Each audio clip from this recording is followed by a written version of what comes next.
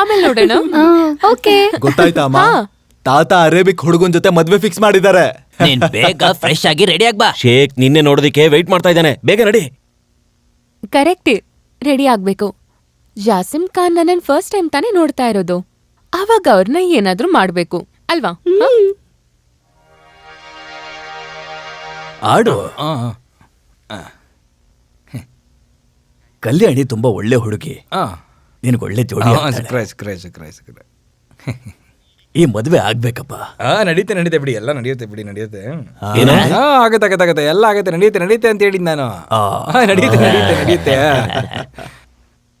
ಬೇಗ ಬಾ, ಯಾಸಿನ್ ವೇಟ್ ಮಾಡ್ತಾ ಇದಾರೆ. ಬಾ ಬೇಗ ಬಾ.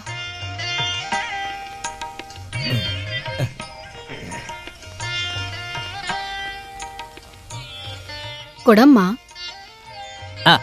ಸುಮ್ನೆ ನಾಚ್ಕೋಬೇಡ, ಕೊಡಮ್ಮ. ಅದನ್ನ ತಗೋ ಬೇಗ.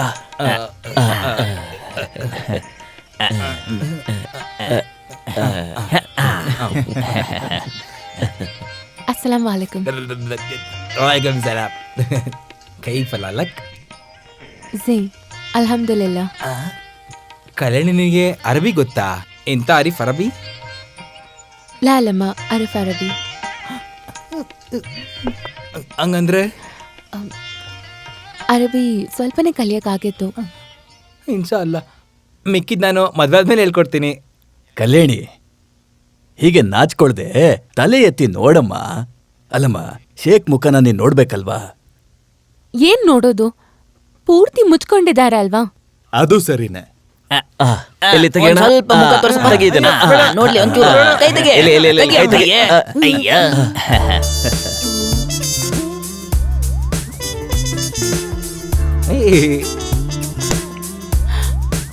ಯು ನಾನು ಶೇಖ್ ಜಾಸಿಮ್ ಗಾಲಿದ್ ಅಲ್ ಮುಬಾರಕ್ ಮಹಬಾಲಿ. ಕಲ್ಯಾಣಿ ನಿಮ್ಮ ಸ್ವಂತ ಅತ್ತೆಯ ಸ್ವಂತ ಮಗ. ಇಲ್ಲ ಇಲ್ಲ, ಇವರಲ್ಲ. ಶೇಖ್ ಜಾಸ್ಮಿನ್ ಖಾನ್ ನಾನ್ ತೋರಿಸ್ತೀನಿ. ಜಾಸಿಮ್ ಗಾಲಿ ಅಂತ ನಮ್ಗೆ ತೋರಿಸ್ತಾರೆ, ನನಗೆ ತೋರಿಸ್ತಾರೆ.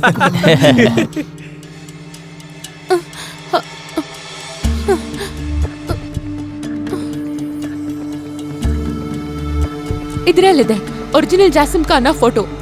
ಬಂದಿರೋದು ಬಾನು ಆಂಟಿ ಅವ್ರ ಮಗ ಅಲ್ಲ. ಹೌದು ತಾತ, ನಾನು ಹೇಳಿದ್ದೆ ನೀವ್ ನಂಬಿ.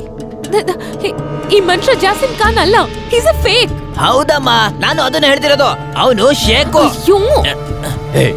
ಈ ಫೋಟೋ ನಿನ್ನ ಹತ್ರ ಹೇಗ್ ಬಂತು? ಅದು ಒಂದೆರಡು ತಿಂಗಳು ಹಿಂದೆ ನನಗ್ ಬೇಕಿತ್ತು ಅಂತ ನನಗೆ ಜಾಸಿಮ್ ಶಾರ್ಜಾ ಅಂತ ಕಳ್ಸಿದ್ರು. ಯಾಕೆ? ಬಾನು ಆಂಟಿಗ್ ತೋರ್ಸಕ್ಕೆ. ನೀವೆಲ್ಲ ಹೇಗ್ ರಿಯಾಕ್ಟ್ ಮಾಡ್ತೀರಾ ಅಂತ ಗೊತ್ತಿಲ್ದೇನೆ ಹೇಳು ಇಲ್ಲ, ಫೋಟೋ ತೋರ್ಸು ಇಲ್ಲ.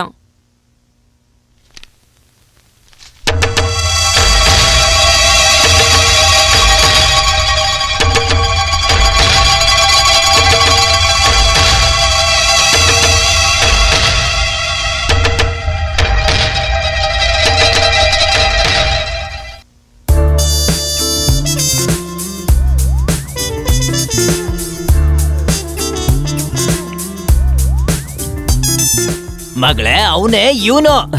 ಏನಮ್ಮ, ಏನಾಯ್ತು ನಿನಗೆ? ಈ ಹುಡುಗಿದೊಂದು ತಮಾಷೆ. ಒಳ್ಳೆ ತಮಾಷೆ. ಕಳ್ಳೆ. ಏನಮ್ಮ ಇದು?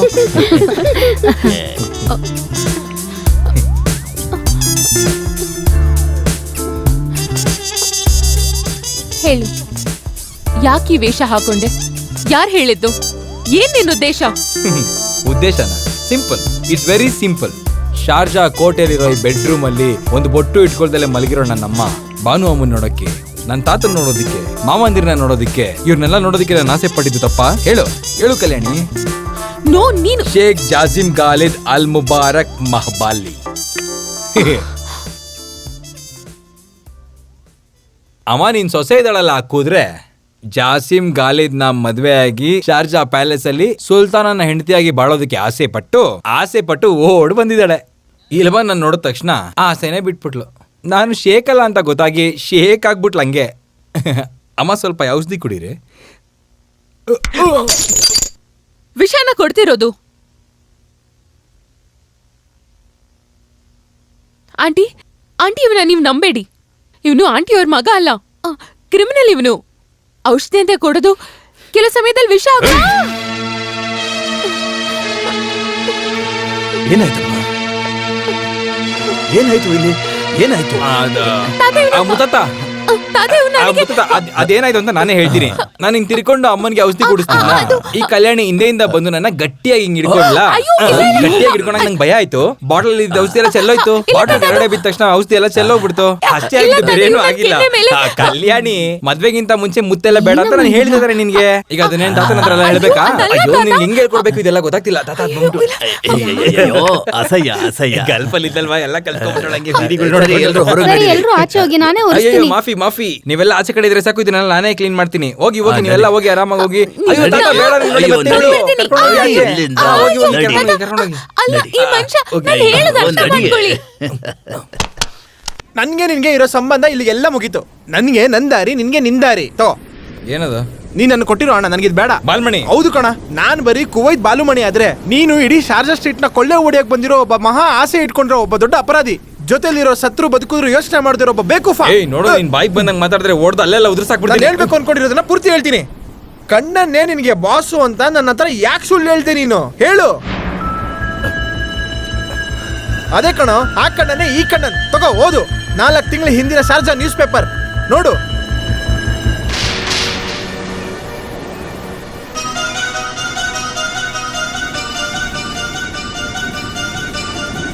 ಮೂರು ತಿಂಗಳಿಂದ ಶಾರ್ಜಾಲಿ ಹುಡುಗ ಕಾಣಿಸ್ತಾ ಇಲ್ಲ. ಎಲ್ಲೋದ ಕಣ್ಣನ್? ನೀನೇನು ಮುಚ್ಚಿಡ್ಬೇಡ ನನ್ನ ಹತ್ರ. ಆ ಪಾಪದವನ್ನ ಚುಚ್ಚಿ ಸಮುದ್ರಕ್ಕೆ ಹಾಕಿರ್ತೀಯ. ಅವನ ಆಸ್ತಿಗೋಸ್ಕರ ಬಂದವನಲ್ವಾ ನೀನು? ಹೇಳು, ಯಾರೆಲ್ಲ ಇದ್ದಾರೆ ನಿನ್ ಹಿಂದೆ? ಸತ್ಯ ಹೇಳು. ಬೇಡ, ನೀನೇನು ಹೇಳ್ಬೇಡ. ಎಲ್ಲ ಕಪಾಲಿನ ಹೇಳ್ಸ್ಕೊತಾನೆ ನಿನಗೆ. ಬಾಲ್ಮಣಿ,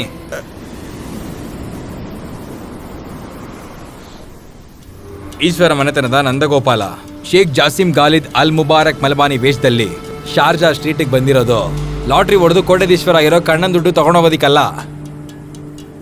ನನ್ನ ಜೀವಕ್ಕೂ ಮೇಲಾಗಿ ಅನ್ಕೊಂಡಿರೋ ಒಬ್ರು ಜೀವನನ ಉಳಿಸೋದಿಕ್ಕೆ. ಅರ್ಥ ಆಗಿಲ್ಲ. ಅಪ್ಪನ ಮನಸ್ಸಲ್ಲಿ ನಾನು ಭಾರವಾಗಿದ್ದೆ ಯಾವಾಗಲೂ.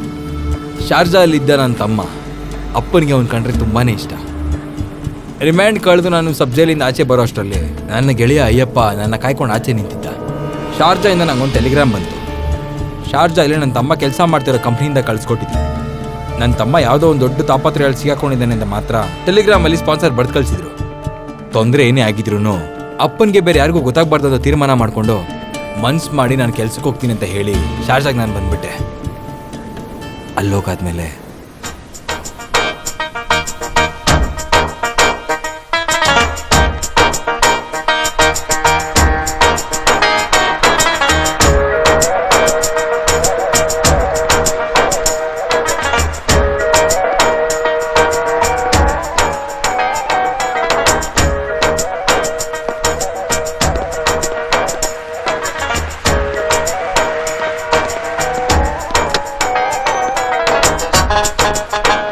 Okay bye bye. Thank you. Bye bye. Thank you.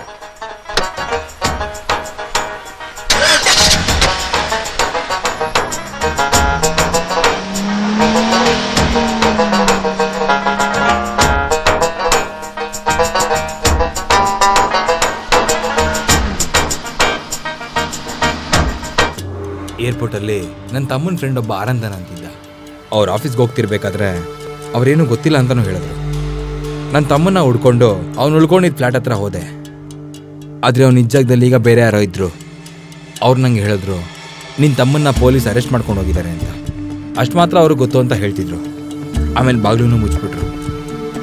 Sharjah police station ಹತ್ರ ನಾನು ಹೋದಾಗ, sir please is my brother, is here, just A minute sir, please sir, please my own brother sir, own brother sir, sir please just for sec.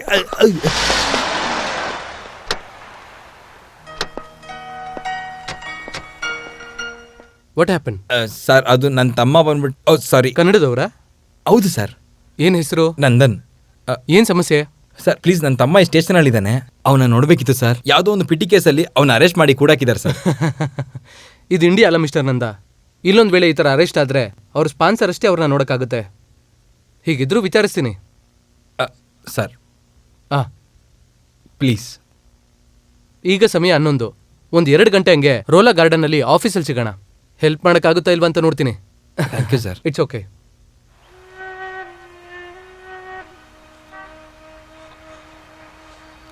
ದೇವ್ರೆ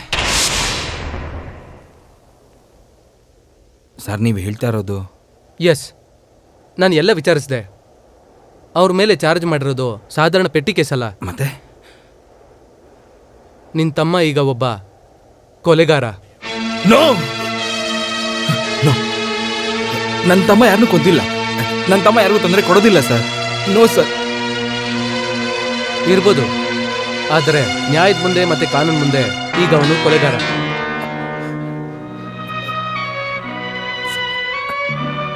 ನನ್ನ ತಮ್ಮ ಯಾರನ್ನ ಕೊಲೆ ಮಾಡಿರೋದು? ಒಬ್ಬ ಹುಡುಗನ್ನ. ಆ ಹುಡುಗನ್ಗೆ ಸಿಕ್ಕಿರೋ 100 ಕೋಟಿ ರೂಪಾಯಿ ಲಾಟರಿ ಟಿಕೆಟ್ನ ಕಿತ್ಕೊಳ್ಳೋದಕ್ಕೋಸ್ಕರ ಅವರ ಸ್ನೇಹಿತನನ್ನ ಒಂದು ಡೆಸರ್ಟ್ಗೆ ಕರ್ಕೊಂಡೋಗಿ ಗಾಡಿಲಿ ಗುದ್ಬಿಟ್ಟಂತೆ. ರೂಮ್ಮೇಟ್ ಆಗಿದ್ದ ಅಪ್ಪುನೇ ಅವ್ರಿಗೆ ವಿಟ್ನೆಸ್. ಕೊಲೆ ಮಾಡಿದ್ರೆ ಇಲ್ಲಿ ಏನ್ ಶಿಕ್ಷೆ ಅಂತ ಗೊತ್ತಲ್ಲ. ನಿಮ್ ತಮ್ಮಂದು ತಲೆ ಕಡಿಬೇಕು ಅಂತ ಕೋರ್ಟ್ ಹೇಳಿದೆ. ನನ್ನ ತಮ್ಮ ಅವನು ಇನ್ನೋಸೆಂಟ್ ಸರ್. ಹಾಗಿದ್ರೆ ನಾವು ವಿಚಾರಿಸೋಣ. ಇವನೇ ಅಪ್ಪು. ಅವನ್ನ ಕಾರಲ್ಲಿ ಗುದ್ದಿ ಸಾಯಿಸಿದ್ದು ಅಪ್ಪುನೂ ಆಗಿರ್ಬೋದು.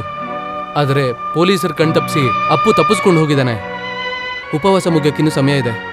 ಶಿಕ್ಷೆ ಕೊಡೋಕ್ಕೂ ಮುಂಚೆ ಅಪ್ಪುನ ನಾವು ಹಿಡೀಲಿಲ್ಲ ಅಂದರೆ ಪ್ಲೀಸ್ ಸರ್, ಅವನ ಜೀವ ಕಾಪಾಡೋದಕ್ಕೆ ಯಾವ್ದಾದ್ರು ಒಂದು ದಾರಿ.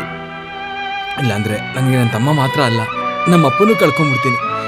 ನನಗೆ ಈ ಊರಲ್ಲಿ ಯಾರೂ ಇಲ್ಲ ಸರ್. ಸ್ವಾಮಿನಾಥ,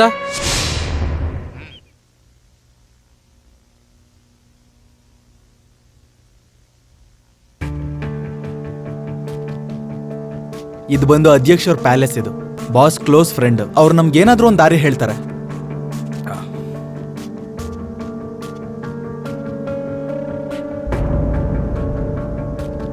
ಅಸ್ಸಲಾಂ ವಲೈಕುಂ.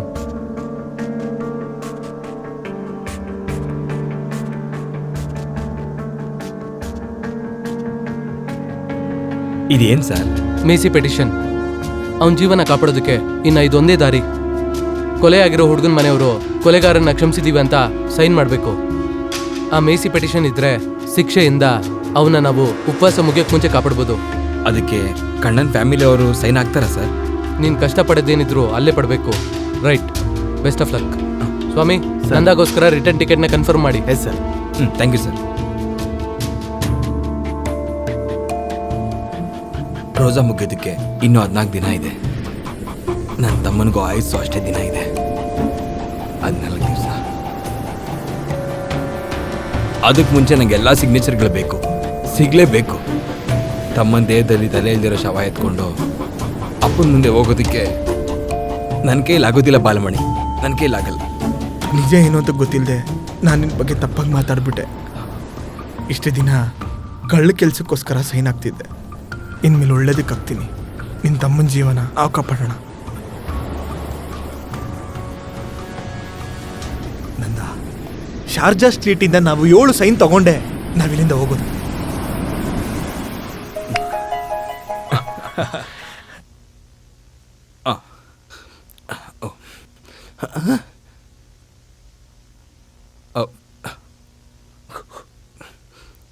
ನಿಂತ್ಕೋ. ಅಯ್ಯಯ್ಯೋ, ಇದೇನ್ ಕಲ್ಯಾಣಿನ? ಇದರಿಂದ ನೀನು ಹೊರ್ಕೊಂಡು ನಿಂತಿರ್ಬೇಕಾದ್ರೆ ಶಾರದಾದಲ್ಲಿ ಒಂಟೆಗಳ ಪಕ್ಕ ಅರೇಬಿಕ್ ಅವ್ರು ನಿಂತಿರೋ ತರ ಕಾಣಿಸ್ತಾ ಇತ್ತು. ನೋಡಕ್ ತುಂಬಾ ಚೆನ್ನಾಗಿತ್ತು. ನಾನು ನೀನ್ ಬರ್ತೀನಿ. ಊರ್ ಸುತ್ತಾಡಕ್ ಹೋಗ್ತಿದ್ದೀರಾ? ಹೌದು, ನಿಮ್ ಊರ್ ನೋಡಕ್ ತುಂಬಾ ಚೆನ್ನಾಗಿದೆ. ಬಹುತ್ ಖೂಬ್ಸೂರತ್. ನೀನ್ ತುಂಬಾ ಸ್ಮಾರ್ಟ್ ಅನ್ಕೋಬೇಡ. ಯಾವಾಗ್ಲೂ ಎಲ್ರೂನು ಏಮಾರಿಸ್ಕೊಂಡ್ ನೀನು ಡೂಪ್ಲಿಕೇಟ್ ಜಾಸ್ತಿನ್ ಅಂತ ಅನ್ಕೋಬೇಡ. ತಾತನು ಅಪ್ಪನು ಹೇಳಿದ್ಮೇಲೆ ಮದ್ವೆಗೆ ನಾನು ಒಪ್ಕೊಂಡಿದ್ದು ನೀನ್ ಉದ್ದೇಶ ಏನಂತ ತಿಳ್ಕೊಳ್ಳಕ್ಕೆ. ಎಂಗೇಜ್ಮೆಂಟ್ಗೆ ರೆಡಿ ಆಗಿರೋ. ನಾನು ಯಾವಾಗ್ಲೂ ತಯಾರಾಗಿದ್ದೀನಿ. ದಿನ ಎಣಿಸ್ತಾ ಕೂತಿದ್ದೀನಿ. ಆದ್ರೆ ನೀನ್ ನನ್ ಕತ್ತೆಗೆ ತಾಳಿ ಇಡಕ್ ಆಗಲ್ಲ. ತಾಳಿನ ಮಡಗಲ್ಲ, ತಾಳಿನ ಕಟ್ತೀನಿ ನಿನ್ಗೆ. ಇದೇ ನಿನ್ ಉದ್ದೇಶ ಆಗಿದ್ರೆ ಎಲ್ಲಾನು ಇಲ್ಲೇ ಬಿಚ್ಚಿಟ್ಬಿಟ್ಟು ಹೋಗು. ಅಯ್ಯೋ, ಇದ್ರೊಳಗಡೆ ಹಾಕಿರೋ ಶರ್ಟು ಪ್ಯಾಂಟ್ ಎಲ್ಲ ಅಲ್ಲಿ ಎತ್ತಿಕ್ಬಿಟ್ಟು ಬಂದಿದ್ದೀನಿ.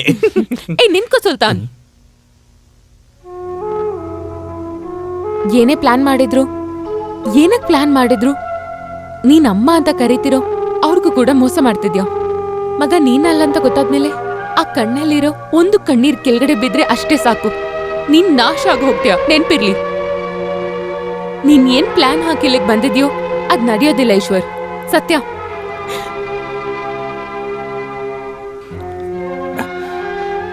ಅಂತಮ್ಮ